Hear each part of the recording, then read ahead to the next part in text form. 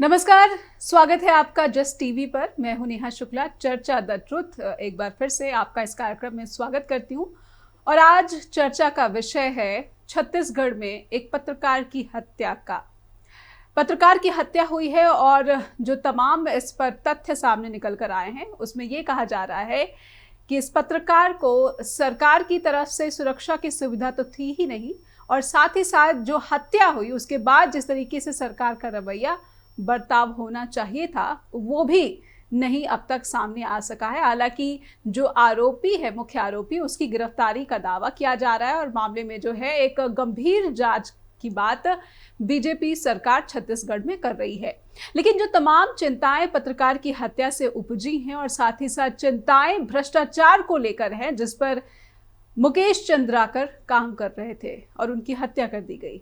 तो आइए हमारे साथ सीधे छत्तीसगढ़ से जुड़ रहे हैं, वरिष्ठ पत्रकार हैं, कई प्रतिष्ठित मीडिया संस्थानों में संपादक के पद पर रह चुके हैं। सीधे हमारे साथ जुड़ रहे हैं छत्तीसगढ़ से ही रवि भोई जी। बहुत बहुत स्वागत करती हूँ सर आपका चर्चा द ट्रुथ में। नमस्कार। और जस्ट टीवी के इस मंच पर आपका हार्दिक अभिनंदन। और शुरुआत में उस बहुत ही बड़ी चिंता के साथ करना चाहती हूँ जिसमें मुकेश चंद्राकर, एक स्वतंत्र पत्रकार की हत्या कर दी जाती है और हत्या के कई दिनों के बाद उनका शव बरामद होता है।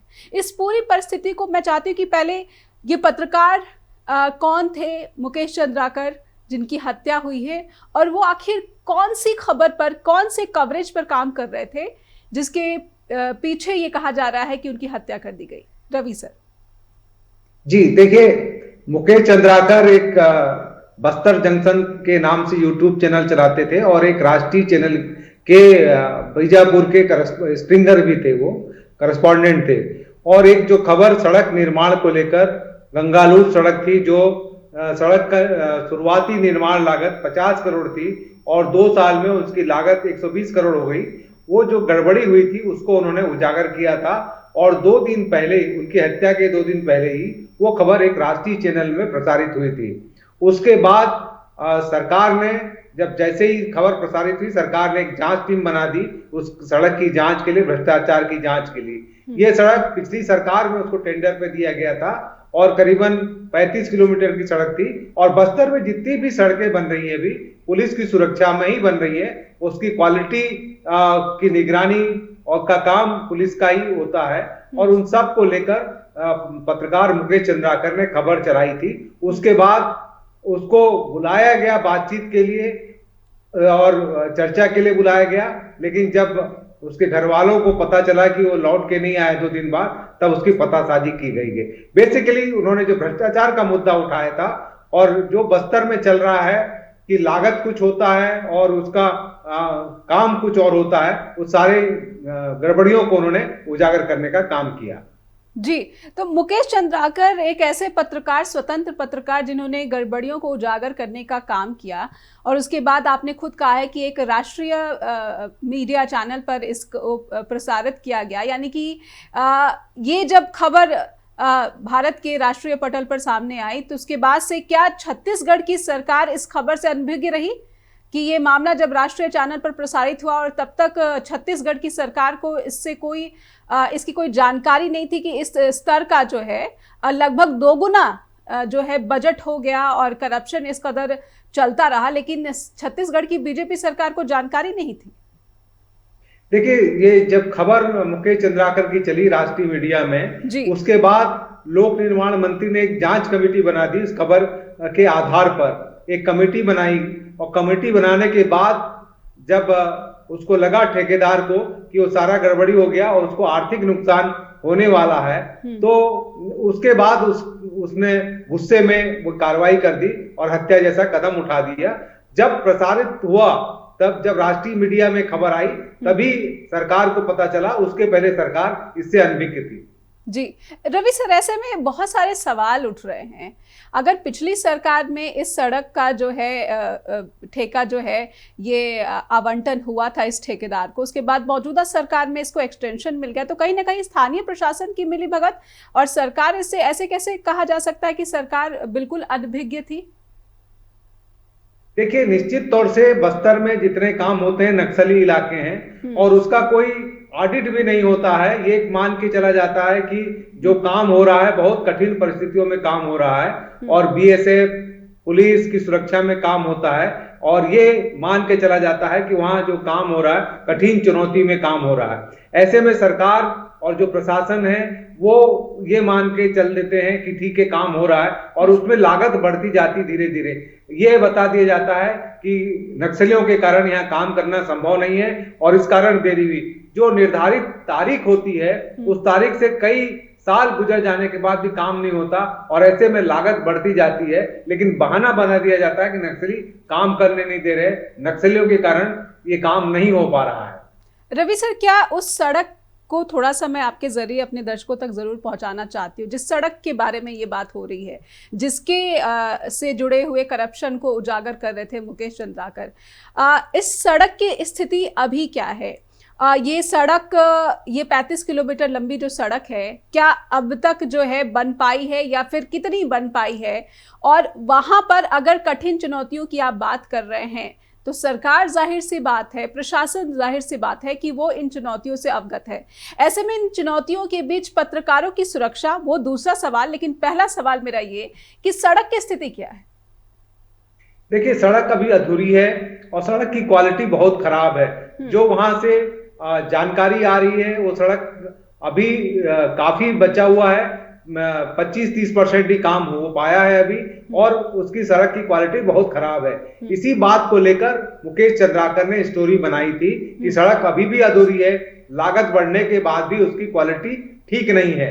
तो ऐसे में उस ठेकेदार को जो प्रशासन की मदद से, डिपार्टमेंट जो लोक निर्माण विभाग की मदद से काम कर रहा था, उनका कहीं ना कहीं अधिकारियों का इन्वॉल्वमेंट था, उस पर प्रेशर नहीं बनाया जल्दी काम करने के लिए। तो इसमें सबकी मिली भगत दिख रही है और ऐसे में जब कोई पत्रकार खबरों को उठाता है तो उसको बहुत चुनौतियों का और अपने जान जोखिम का सामना करना पड़ता है।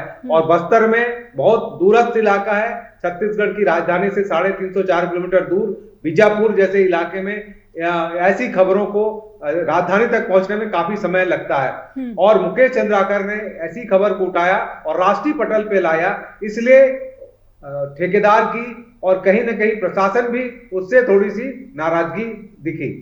जी, प्रशासन की नाराजगी, तो आप सीधे सीधे अधिकारियों के बारे में इंगित कर रहे हैं? जी, निश्चित तौर से अधिकारी ये मान के चला जाता है कि जो काम बस्तर में हो रहा है वो बिना प्रशासन के या अधिकारियों के संरक्षण के नहीं हो सकता है। तो जब ये काम अधूरा हो गया या लागत बढ़ गई तो कहीं ना कहीं अधिकारियों पर भी उंगलियां उठने लगी और जो जांच कमेटी बनाई सरकार ने उसमें अधिकारियों पर भी निशाने पे आए, तो इसलिए उनमें भी नाराजगी रही। लेकिन डायरेक्ट इन्वॉल्वमेंट ठेकेदार का रहा, इसलिए ये कदम उठा दिया।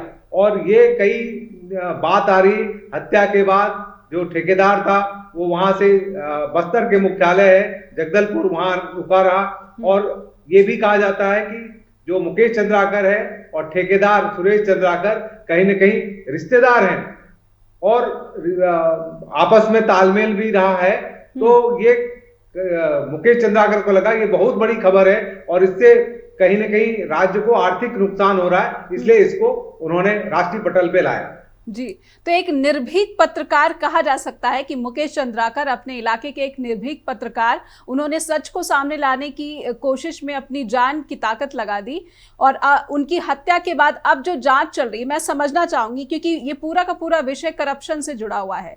ऐसे में इस मामले के लिए जो जांच शुरू की गई है, क्या ये जांच सिर्फ और सिर्फ उस आरोपी के इर्द गिर्द केंद्रित दिख रही है या फिर पूरे के पूरे भ्रष्टाचार को लेकर भी जांच उस दिशा में आगे बढ़ती दिख रही है कि भ्रष्टाचार के पीछे जो भी इन्वॉल्व हुए, जो भी संलिप्त होगा, उसके खिलाफ कार्रवाई की जाएगी? एक छोटा सा ब्रेक लूंगी मैं रवि जी, उसके बाद जब लौटूंगी तो इस प्रश्न का उत्तर आपके जरिए अपने दर्शकों तक जरूर पहुंचाने की कोशिश करूंगी।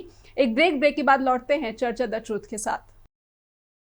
फिर से स्वागत है, आप देख रहे हैं चर्चा द ट्रूथ और आज सच ट्रूथ जानने की कोशिश कर रहे हैं छत्तीसगढ़ के उस निर्भीक पत्रकार की हत्या से जुड़े कई सवालों पर आधारित वो सच को हम समझने की कोशिश करें। हमारे साथ छत्तीसगढ़ से वरिष्ठ पत्रकार रवि भोई जी लगातार जुड़े हुए हैं। रवि सर, जो जांच चल रही है वो किस दिशा में, क्या सिर्फ हत्या और हत्या के आरोपी के इर्द गिर्द ये जांच आगे बढ़ रही है, या फिर ये जो करप्शन का मामला सामने आया है जिसके तहत इस वारदात को अंजाम दिया गया है, इस दिशा में भी सरकार या फिर पुलिस गंभीर दिख रही है? देखिए नेहा जी, अभी जो जांच है वो सिर्फ हत्या के इर्द गिर्द ही घूम रही है और पुलिस की जांच कमेटी बनाई गई है, एक आईपीएस की अध्यक्षता में जांच कमेटी बनाई है। वो सिर्फ और सिर्फ जो पत्रकार की हत्या हुई है उसके 100 को सेप्टिक टैंक में डाला गया, किन परिस्थितियों में उसकी हत्या हुई, कौन कौन इन्वॉल्व थे, उसके रिश्तेदार जो ठेकेदार हैं उसके भाई लोग और कौन कौन इन्वॉल्व थे, उन्हीं पे केंद्रित है, सिर्फ हत्या पे केंद्रित है। लेकिन जो पूरा मामला है भ्रष्टाचार का, उसको लेकर सरकार ने अभी कोई जांच कमेटी नहीं बनाई है। एक पुरानी जांच कमेटी जरूर थी जिसमें जो खबर प्रसारित होने के बाद बनाया गया था कि सरकार सड़क की क्वालिटी और विलंब कौन सा हुआ, लेकिन जो करप्शन हुआ है, कौन कौन इन्वॉल्व हुए हैं, डिपार्टमेंट कितना इन्वॉल्व था, क्यों देरी हुई, इस मुद्दे पर सरकार अभी चुप है। जी, सरकार की इस चुप्पी के पीछे क्या राज हो सकते हैं या फिर क्या कारण हो सकते हैं रवि जी? देखिए, सरकार अभी अपना ध्यान केंद्रित सिर्फ और सिर्फ हत्या पे कर रही है। जिस तरह से दबाव हुआ, पत्रकारों ने जुलूस निकाला, धरना दिया, और पत्रकार तो वहां ये भी कह रहे थे कि पुलिस की जांच, पुलिस पर भरोसा नहीं है कि इसकी जांच या तो रायपुर से किसी पुलिस मुख्यालय के अधिकारी से करानी चाहिए, और पत्रकार ये मान के चल रहे हैं कि इसमें कहीं ना कहीं पुलिस प्रशासन का भी और लोकल प्रशासन का भी इन्वॉल्वमेंट है। लेकिन सरकार जो करप्शन का यदि जांच कराती है तो पूरे बस्तर इलाके में ऐसे बहुत सारे गड़बड़ियां सामने आएंगी जिससे सरकार को जवाब देना मुश्किल हो जाएगा। इसलिए सरकार पत्रकार की हत्या को लेकर जांच करा के अपना काम करना चाहती है, जिससे संदेश देने की कोशिश कर रही है सरकार कि पत्रकार की हत्या हुई तो उसकी त्वरित जांच करके और दोषियों पे कार्रवाई कर ली जाए। और पुलिस, जिस तरह से पुलिस ने गिरफ्तार किया ठेकेदार को, हैदराबाद जाके पकड़ के लाई, उसे एक संदेश देने की कोशिश किया कि पुलिस काफी सक्रिय रही इस मामले में और पत्रकार की हत्या को सहन नहीं करेगी। जी रवि जी, लेकिन आपने स्वयं कहा कि पत्रकारों ने जुलूस निकाला, पत्रकारों के दबाव की वजह से इस हत्या की जांच में जो है गंभीरता या फिर जो तेजी पुलिस या सरकार की तरफ से दिखाई गई है। ऐसे में मैं समझना चाहती हूँ कि पत्रकारों के दबाव के पीछे आगे झुकती हुई ये सरकार नजर आती है। अगर ऐसा नहीं होता तो क्या इस हत्या को दबाने की भी कोशिश की गई होती? किस तरह की परिस्थितियां छत्तीसगढ़ में आप अनुभव कर पा रहे हैं? देखिए, निश्चित तौर से नेहा जी, मैं बताना चाहूंगा आपको कि जब लापता हो गया मुकेश चंद्राकर और उसके भाई ने एफआईआर कराई और जो संदेह हुआ उसमें सूचना जो दी पुलिस को, सबसे पहले पत्रकारों ने सूचना दी और सेप्टिक टैंक को खोदने के लिए या सेप्टिक टैंक में लाश होने की आशंका पत्रकारों ने ही व्यक्त की। तो निश्चित तौर से यदि पत्रकार सजग नहीं होते और वो नहीं कहते, उसका लोकेशन ट्रेस नहीं करते, तो उसका 2 दिन में बरामद नहीं हो पाता और ये अपराधी नहीं पकड़ते। अपराधी ने तो फुल पुख्ता कार्यक्रम कर दिया था जिससे कि उसकी लाश ही ना मिले, लेकिन पत्रकारों की सजगता के कारण, उसके इंटेलिजेंस के कारण इन्होंने पुलिस को झुकना पड़ा और जल्दी से जल्दी कार्रवाई करनी पड़ी। तो रवि सर, 2 बातें निकलकर छत्तीसगढ़ के बारे में सामने आ रही, पुलिस की निष्क्रियता और भ्रष्टाचार पर सरकार की अनभिज्ञता। क्या स्थिति ऐसी ही है जैसा मुझे समझ में आ रही है? मैं दोनों ही मुद्दों पर आपसे थोड़ी सी परिस्थिति समझना चाहती हूँ और दर्शकों तक पहुंचाना चाहती हूँ कि भ्रष्टाचार पर सरकार की अनभिज्ञता और पुलिस की निष्क्रियता, यहाँ पर मुकेश चंद्राकर जैसे निर्भीक पत्रकारों के लिए काम करना बहुत मुश्किल है। निश्चित तौर से जिस तरह से परिस्थितियां पैदा हो रही हैं और जिस तरह से घटनाएं सामने आ रही हैं कि सरकारी तंत्र को यदि उजागर करने लगा तो एफआईआर दर्ज होने जाना, पत्रकारों को सरकारी विज्ञापन बंद कर देना या फिर जो इस तरह से उनका बहिष्कार कर देना, इस तरह की जो घटनाएं हो रही, निश्चित तौर से आज के इस जमाने में कोई भी ये नहीं चाहता कि पत्रकार सच्चाई को उजागर करे।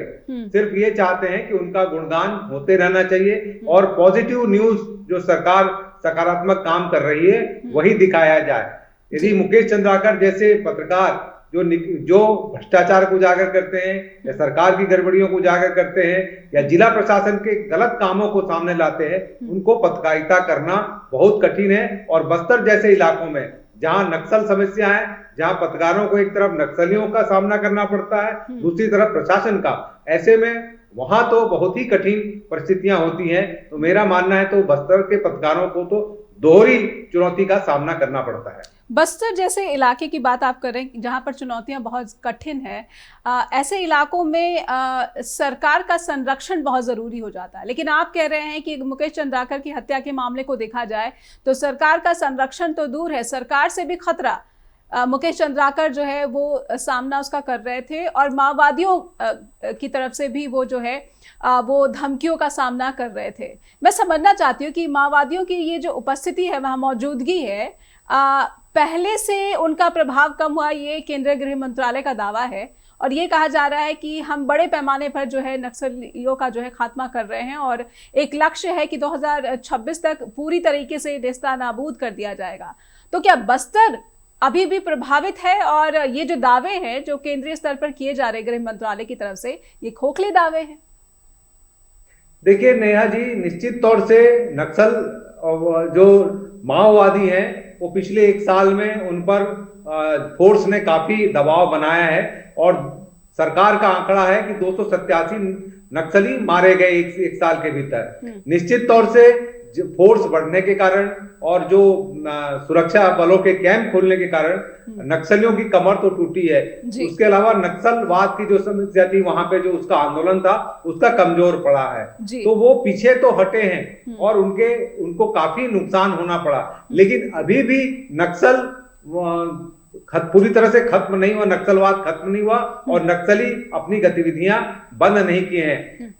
आप देखेंगे 2 दिन पहले ही नक्सलियों ने एक जवानों से भरी गाड़ियों को आईडी से विस्फोट करके उन्होंने 8 जवानों की हत्या कर दी और एक ड्राइवर शहीद हो गया। तो निश्चित तौर से अभी भी वहां पर बस्तर में नक्सलवाद गंभीर चुनौती बनी हुई है। सरकार के दावे के बाद भी अभी नक्सली सिर उठाने की स्थिति में है। और जो केंद्रीय गृह मंत्री गए थे नक्सल इलाके में, उन्होंने जो ललकारा नक्सलियों को और चुनौती दी है और टारगेट फिक्स किया मार्च 2026 तक नक्सलवाद को खत्म करना, ये अभी भी सरकार के लिए गंभीर चुनौती बनी हुई है।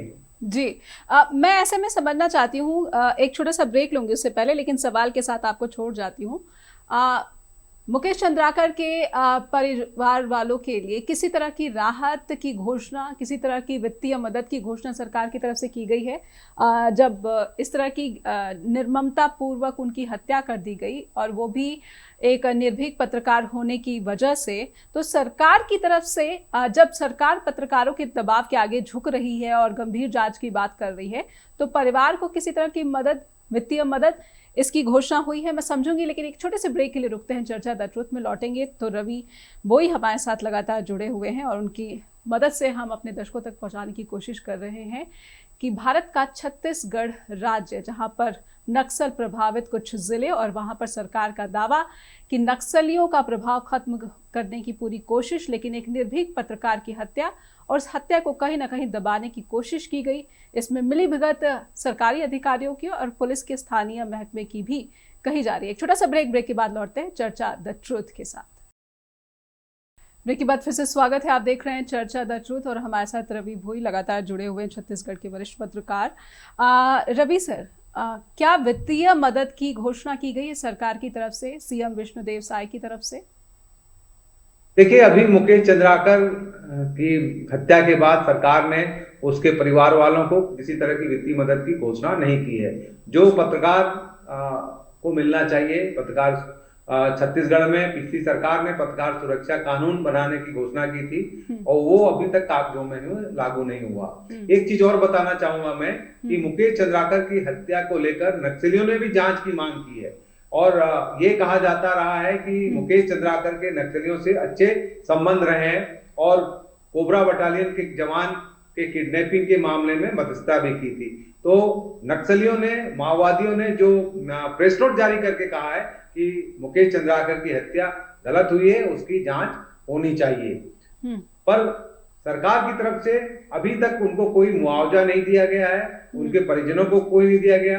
मुकेश चंद्राकर अविवाहित थे, अकेले रहते थे और 33 साल के थे वो, और उनके परिवार में भाई था, उनका परिवार था, लेकिन उनको अभी तक उनके माता पिता नहीं थे, मुकेश चंद्राकर माता पिता भी नहीं थे, जो दो भाई थे और उन लोग बीजापुर में रहते थे।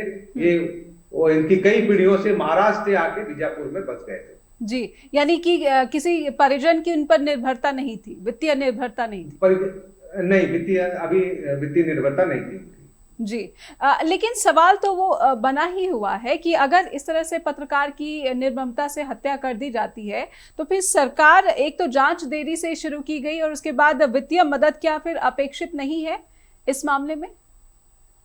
निश्चित तौर से सरकार को घोषणा करनी चाहिए थी। एक पत्रकार है, पत्रकार जिस तरह से नक्सली इलाके में यदि पत्रकार जान जोखिम डालकर कोई काम कर रहा है, भ्रष्टाचार को उजागर कर रहा है, भ्रष्टाचार को उजागर करना भी एक बड़ा काम है, क्योंकि सरकार को आईना दिखाने का काम कर रहा है। दूर नक्सल इलाके में राजधानी से कई किलोमीटर दूर बैठा हुआ, सैकड़ों किलोमीटर दूर बैठा एक पत्रकार सरकार को बता रहा है कि यहाँ गड़बड़ी हुई है, तो एक बड़ा काम चुनौतीपूर्ण है और सरकार के लिए महत्वपूर्ण है। तो ये सरकार का काम मुकेश चंद्राकर ने किया है, तो कम से कम सरकार को कोई न कोई तो राहत या मुआवजा देना चाहिए, उसके परिजनों को देना चाहिए। जी रवि सर, सरकार के लिए इस तरह के जो निर्भीक पत्रकार हैं, खास करके बस्तर जैसे इलाके में, जैसा आपने कहा कि माओवादी प्रभावित इलाका, और इसीलिए यहाँ पर कठिन परिस्थितियां होती हैं पत्रकारों के लिए किसी भी काम को अंजाम देने के लिए। ऐसे में सरकार के लिए भी मुकेश चंद्राकर जैसे जो पत्रकार है वो एक असेट की तरह होते हैं या होने चाहिए।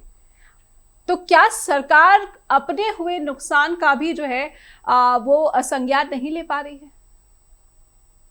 जिस तरह से अभी तक की कार्रवाई से तो ऐसी लग रही है, जिस तरह से लग रहा है कि सरकार को जो कदम उठाना चाहिए या ऐसे निर्भीक पत्रकारों को संरक्षण देना चाहिए, वो कदम नहीं उठाया जा रहा है सरकार की तरफ से।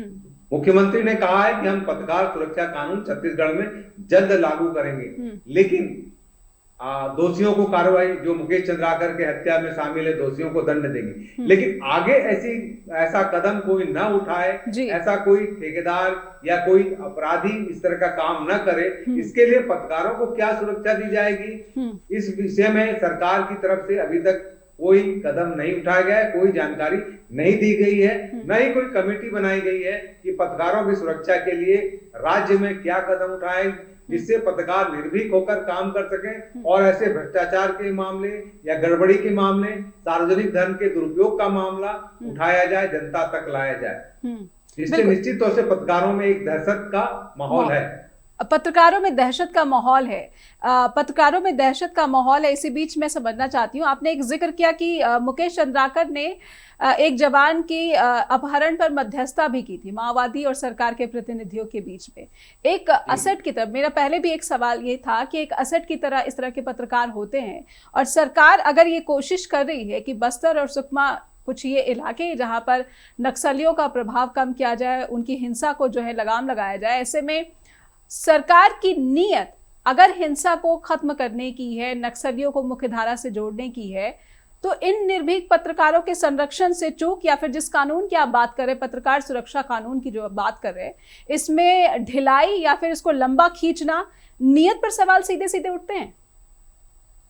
देखिए, निश्चित तौर से सरकार इस मामले में जिस तरह विलंब कर रही है या जिस तरह लागू करने में देरी कर रही है, तो जिसमें संज्ञान लेना चाहिए, कहीं ना कहीं सरकार इसमें लग रहा है सुस्त है, उसको चिंता जितनी करनी चाहिए उतनी चिंता सरकार नहीं कर रही है। निश्चित तौर से ऐसे पत्रकार जो बस्तर में काम कर जी इस तरह, बिल्कुल आप अपनी बात पूरी करें। ऐसे में सरकार की प्राथमिकताएं क्या दिखती हैं? प्राथमिकता नक्सलियों के हिंसा को कम करने की है या फिर भ्रष्टाचार पर थोड़ा सा जो रोक टोक होनी चाहिए उसकी अनदेखी की है? प्राथमिकताओं पर सवाल उठ रहे हैं। निश्चित तौर से सरकार अभी ये कह रही, जब से विष्णुदेव साय की सरकार आई, उनका कहना है कि नक्सलवाद को खत्म करेंगे।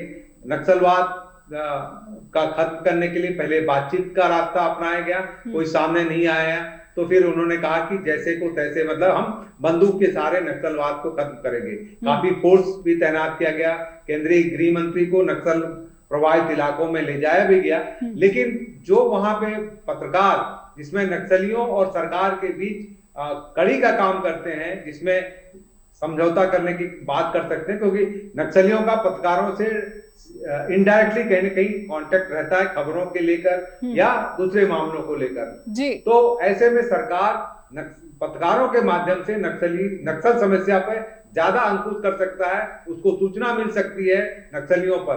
तो ऐसे मुकेश चंद्राकर या उसके जैसे और जो पत्रकार बस्तर में काम कर रहे हैं, उनको संरक्षण देने की जरूरत है, और सरकार को पत्रकार सुरक्षा कानून या ऐसे कानून जो हिंसा वाले इलाके में काम कर रहे हैं, उनको सुरक्षा देने के लिए विशेष ध्यान देने की जरूरत है। जी। रवि जी, अब मैं जो सुरेश चंद्राकर है उसकी पृष्ठभूमि थोड़ा सा मैं चाहती हूँ कि आपके माध्यम से दर्शकों तक जरूर पहुंचाई जाए। क्या किसी राजनीतिक दल से भी उनका लेना देना रहा आरोपी? देखिए, मैं बताना चाहूंगा कि जो सुरेश चंद्राकर है, वो शुरुआत उसकी एसपीओ था। जो शुरुआत जब सलवा जुलूम शुरू हुआ था बस्तर में, नक्सलियों के खिलाफ अभियान चलाया गया था, उसमें सुरेश चंद्राकर एसपीओ के रूप में ज्वाइन किया था। एसपीओ के छोड़कर वो पुलिस के लिए भी काम किया, पुलिस में शामिल था। उसके बाद कुछ साल काम करने के बाद वो ठेकेदार बन गया।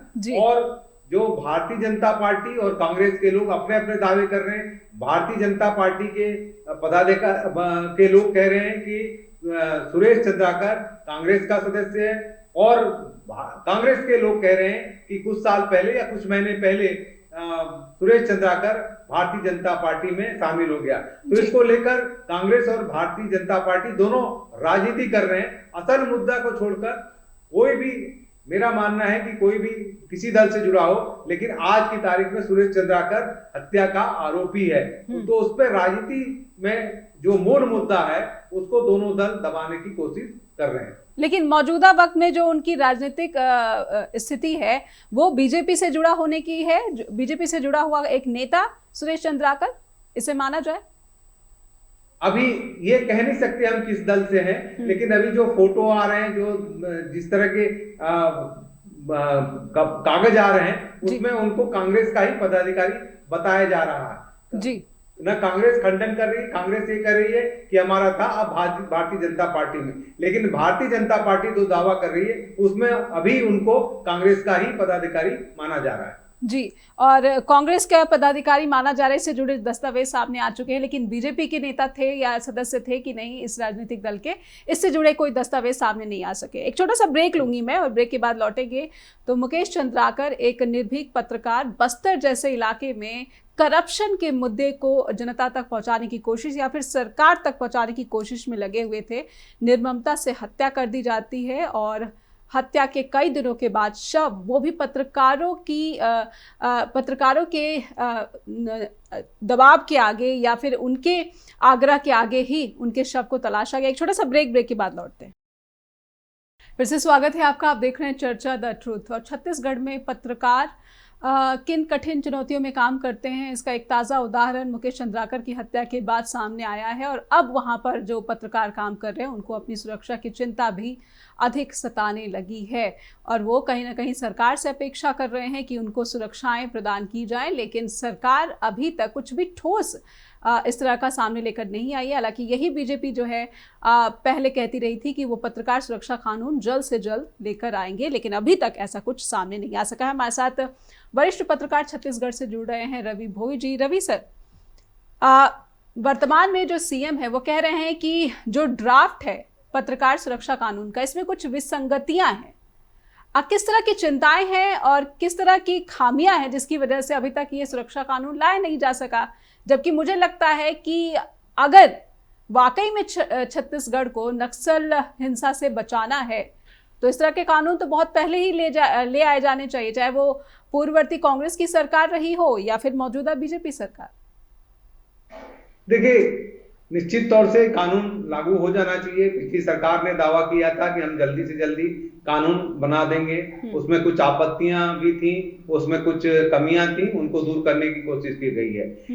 विष्णुदेव साय की सरकार को भी 1 साल होने जा रहे हैं, 1 साल में अभी तक इस बारे में कोई बात नहीं की गई। अब जब मुकेश चंद्राकर जैसे पत्रकार की हत्या हो जाती है तो फिर पत्रकार सुरक्षा कानून को लेकर समीक्षा की बात आती है, उसमें कमियों की बात होती है। तो निश्चित तौर से सरकार को जो कदम उठाना चाहिए, जो जितनी त्वरित गति से काम करना चाहिए था, उसमें नहीं हुआ है। लेकिन इसमें करना चाहिए पत्रकारों की सुरक्षा, खास तौर से जो नक्सल प्रभावित इलाके हैं वहां के पत्रकारों को सुरक्षा देना चाहिए और ये करना चाहिए कि उनके खिलाफ कोई कार्रवाई हो या ना हो, और जब रिपोर्टिंग करने जाते हैं या पुलिस उन पर फर्जी मामले दायर करती है उसका कैसे निराकरण किया जाए। ऐसे कई सवाल खड़े होते हैं जिसमें इस पत्रकार सुरक्षा कानून में उल्लेख नहीं है, उसका भी इसमें होना चाहिए कि कोई आमतौर पे जब पुलिस के खिलाफ कार्रवाई की जाए, पत्रकार लिखता है तो उसके खिलाफ मामले दर्ज हो जाते हैं। तो ऐसे मुद्दों पर क्या होने चाहिए? आमतौर पर ये कहा गया था छत्तीसगढ़ में किसी पत्रकार के खिलाफ कोई अपराध तब दर्ज होगा जब एक आईजी स्तर का अधिकारी उस पर जांच करेगा या परमिशन देगा। लेकिन कई मामले ऐसे हैं कि आईजी के बिना परमिशन से ही कई मामले दर्ज हो गए और पिछली सरकार में तो कई पत्रकारों के खिलाफ भी कार्रवाई हो चुकी है। तो निश्चित तौर से यहाँ के पत्रकारों में जो सुरक्षा का भाव होना चाहिए वो भाव नहीं है और पत्रकारों के खिलाफ सरकार की जो प्रताड़ना है वो कई मौकों पे देखने को मिला है। इसलिए पत्रकार सुरक्षा कानून जल्द से जल्द लाकर यहाँ के पत्रकारों की सुरक्षा करनी चाहिए। जी रवि सर, मैं ये भी समझना चाहूंगी कि कई बार ये सामने आया, जैसा आपने ही खुद कहा अपनी बातचीत में कि पुलिस उनके खिलाफ, ऐसे पत्रकारों के खिलाफ फर्जी मामले भी दर्ज कर लेती है।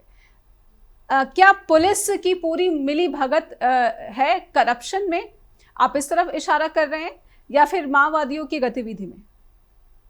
देखिए, मैंने शुरू में बताया कि बस्तर में जितनी भी सड़कें बनती है या जितने भी निर्माण कार्य होते हैं उनको लेकर पहले ठेकेदार काम नहीं करते थे और जब पुलिस की सुरक्षा हुई, जवानों की सुरक्षा दी, चाहे बीआरओ की टीम हो या किसी की, उसके बाद ही काम वहां शुरू हुआ। तो निश्चित तौर से पुलिस की निगरानी में ही काम होता है। तो पुलिस के साथ और दूसरे डिपार्टमेंट, चाहे लोक निर्माण विभाग हो या दूसरे डिपार्टमेंट हो, तो निश्चित तौर से पुलिस की निगरानी में काम होता है। तो इसलिए भ्रष्टाचार में कहीं न कहीं उनका भी इन्वॉल्वमेंट दिखाई पड़ता है। अब पुलिस भी भ्रष्टाचार में है, ऐसे में जो वहां पर गरीबी है, अगर बस्तर और सुकमा जैसे इलाके जो हैं, आज ही ये खबर आई है कि 3 माओवादी जो है वहां पर मार गिराए गए हैं और वहां पर कहीं ना कहीं नक्सलवाद खत्म हो जाएगा। इस तरह के जो उप मुख्यमंत्री विजय शर्मा है, उनकी स्टेटमेंट सामने आई है। क्या ये राज्य के लिए अभी भी गंभीर चुनौती है? 3 माओवादियों की अभी यहाँ पर मौत की खबर सामने आई है। देखिए, निश्चित तौर से जब 3 जनवरी को एक सूचना मिली थी कि नक्सल एक्टिविटी बढ़ने वाली है और एक अभियान चलाया गया था, अभियान चला के दंतेवाड़ा, सुकमा, बीजापुर और आसपास के इलाकों में फोर्स गई थी, तो तब भी 4 नक्सलियों के मारे जाने की खबर आई थी। लेकिन निश्चित तौर से पिछले 1 साल में एक चीज तो पॉजिटिव हो रहा है कि नक्सलियों के 100 पुलिस बरामद करके ले आ रही। ये पहले कहा आरोप लगते थे कि नक्सली फर्जी मुठभेड़ करके बता देती है कि हमने नक्सलियों को मार गिराया, लेकिन पिछले 1 साल के भीतर ये बात आ रही नक्सली के 100 बरामद हो रहे हैं, उनके हथियार बरामद हो रहे हैं और नक्सली भी स्वीकार कर रहे हैं उनके लोग मारे जा रहे हैं। तो निश्चित तौर से पिछले 1 साल के भीतर नक्सलियों के खिलाफ सुरक्षा बलों ने कार्रवाई की, सरकार ने एग्रेसिव कदम उठाया, ये तो एक सकारात्मक है और इसके कारण ही नक्सली पीछे हटने को मजबूर हुए हैं। जी रवि सर, लेकिन उस विचारधारा का क्या, जिसमें नक्सलियों को मुख्य धारा से जोड़ने की बातें होती रहती हैं, तो क्या ये बीते जमाने की विचारधारा अब है मौजूदा विष्णुदेव साय सरकार में? देखिए, उनको मुख्य धारा से जोड़ने का काम भी हो रहा है। जो आत्मसमर्पण किया है जिन नक्सलियों ने, उनको कई तरह के दे रहे हैं, वित्तीय सहायता दे रहे हैं, नौकरी में दे रहे हैं। कई जो नक्सलियों ने सरेंडर किया है और बाद में उनको पुलिस के लिए काम किया, उनको पुलिस में रखा गया और उनको कई तरह की नौकरी। अभी जो जिसमें डीआरजी के लोग हैं, उसमें कुछ पुराने नक्सली भी शामिल हैं। तो जो आत्मसमर्पण कर रहे नक्सली, उनको सरकार की तरफ से मदद दी जा रही है, उनकी सेवाएं ली जा रही है और नक्सलियों के ठिकानों को पता करने के लिए भी उनकी मदद ली जा रही है। तो वो भी काम चल रहा है, जिसमें जो आत्मसमर्पण नक्सली हैं उनको मदद की जाए और उनको मुख्य धारा में लाने का काम सरकार कह रही। जो भटके युवा हैं वो मुख्य धारा में आए, उनके लिए रोजगार के साधन करेंगे और दूसरे काम भी करेंगे। और एक काम और हो रहा है नक्सली इलाकों में, डेवलपमेंट, जो सड़कें बन रही है या स्कूल कॉलेज की बिल्डिंग बन रही है, वो काम भी शुरू हुआ। वो नक्सली, जो आत्मसमर्पण नक्सली हैं, उनके सुझाए रास्ते पर ही सरकार काम चलते हुए आगे बढ़ रही है। जी, जैसा आपने कहा कि जो नक्सली आत्मसमर्पण कर रहे हैं उनको रोजगार की बात हो रही, किस तरह का रोजगार जो है विष्णुदेव साय की सरकार दे पा रही है? देखिए, उनको कुछ को सरकारी नौकरी पे भी रखा गया है और कुछ को स्वरोजगार के लिए वित्तीय मदद भी दी जा रही है। उनको छोटे छोटे काम दिया जा रहा है लोकल बस्तर के इलाके में। उनको कुछ को खेती किसानी का भी मौका दिया गया और कुछ लोगों को उनकी सेवाएं छोटे छोटे बिजनेस में भी उनको मदद दी गई, वित्तीय मदद भी दी जा रही है और उनको काफी पैसा मिल रहा है, जिससे वो अपना स्वरोजगार भी कर पा रहे हैं। जी बिल्कुल। रवि सर, मैं वापस से मुकेश चंद्राकर की हत्या के मामले पर आती हूँ और मैं आपसे समझना चाहती हूँ कि ये जो हत्या है, हत्या का ये जो मामला है, विष्णुदेव सरकार के लिए फिलहाल कितनी बड़ी चुनौती और विपक्ष इस चुनौती को किस तरीके से इस्तेमाल कर रहा है सरकार को घेरने के लिए? क्या ये राजनीतिक चुनौती है विष्णुदेव सरकार के लिए?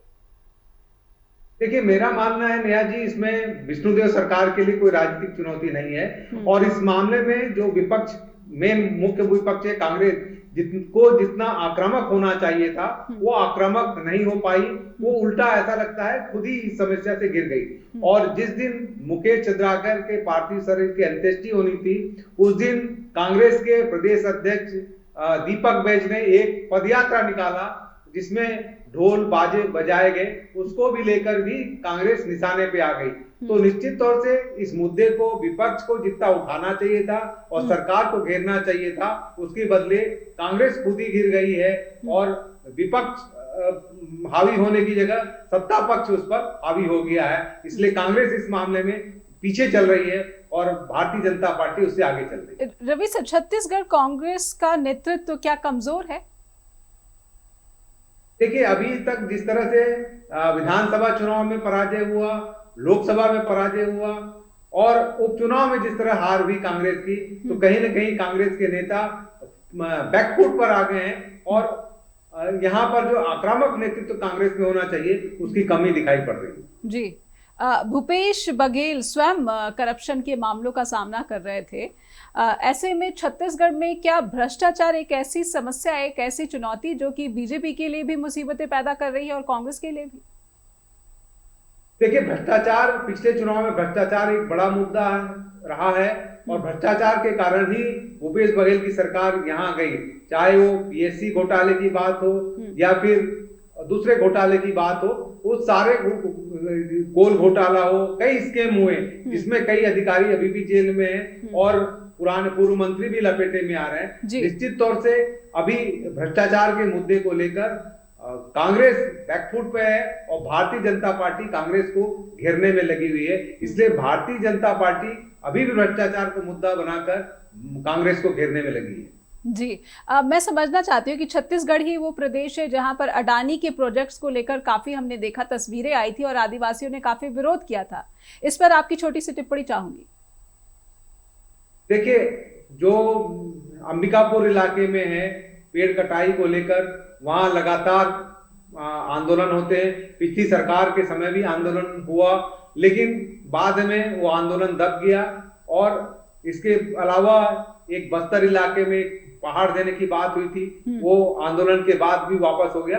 लेकिन उसके बाद केंद्र सरकार की अनुमति से उस इलाके में जहां कोल खनन होना है वहां पेड़ कटाई हो गई और अडानी वहां काम शुरू कर दिया। जी, तो वहां पर आदिवासियों के जीवन पर इसका कोई प्रतिकूल प्रभाव? अभी तो उसमें दो तरह की बात हो रही है जी। जिससे एक वर्ग वहां विरोध कर रहा है, दूसरा एक वर्ग कह रहा है कि हमको यहाँ पे कोल खनन होगा तो रोजगार मिल सकता है। लेकिन आदिवासियों में उग्रता देखी गई थी वहां पर, और पेड़ कटाई होने के बाद अब मामला ऐसा लग रहा है कि शांत हो गया। जी, आज जाते जाते एक सवाल और उसका उत्तर ज़रूर संक्षेप में आपसे समझना चाहूँगी क्योंकि समय समाप्त हो गया है। मुकेश चंद्राकर की हत्या ने क्या छत्तीसगढ़ के पत्रकारों में एक जागरूकता की स्थिति पैदा की है कि वो अपनी सुरक्षा के लिए अब ज़्यादा आक्रामक तौर पर सरकार से मांग कर सके या फिर सरकार को मजबूर कर सके कि उनकी सुरक्षा मुहैया कराई जाए, क्योंकि विपरीत परिस्थितियों में वो पत्रकारिता करते हैं? निश्चित तौर से मुकेश चंद्राकर की हत्या के बाद जिस तरह से पत्रकारों ने आक्रामकता दिखाई, बीजापुर में, रायपुर में और यहाँ तक दिल्ली में भी इस मुद्दे को उठाया गया, और पत्रकारों का दल यहाँ मुख्यमंत्री से मिलकर और दूसरे नेताओं से मिलकर जिस तरह बात की, उन्होंने अपनी बात रखी और सरकार को मजबूर होना पड़ रहा है कि पत्रकारों की सुरक्षा मजबूत किया जाए। इसीलिए बात फिर से चल पड़ी है कि पत्रकार सुरक्षा कानून को लागू किया जाए, और इसकी संभावना है, इसकी संभावना बजट सत्र में, रवि सर, बजट सत्र में इसकी संभावना है कि ये अधिनियम लाया जा सकता है? अभी तो बजट सत्र फरवरी में होना है और समय कम है, ऐसे में नहीं लग रहा है बजट सत्र में आ सकता है, लेकिन उसके बाद निश्चित तौर से पत्रकार सुरक्षा कानून को सरकार लागू करने की दिशा में कदम उठा सकती है। जी, बहुत बहुत धन्यवाद करना चाहूंगी रवि भोई सर, आपने कीमती वक्त दिया और जस्ट टीवी के मंच चर्चा द ट्रुथ कार्यक्रम के साथ जुड़े, इसलिए आपका बहुत बहुत आभार व्यक्त करना चाहती हूँ। दर्शकों से अनुरोध करना चाहती हूँ कि आपको छत्तीसगढ़ में एक निर्भीक पत्रकार की हत्या हुई है, इस विषय पर कोई फीडबैक देनी है या फिर आप क्या सोचते हैं इस पूरी के पूरे घटना को लेकर, हमें लिखिए info@justbroadcasting.com या फिर neha@justbroadcasting.com पर भी फीडबैक भेज सकते हैं। अपना ख्याल रखिए, लेकिन लगातार जुड़े रहिए जस्ट टीवी के साथ। नमस्कार।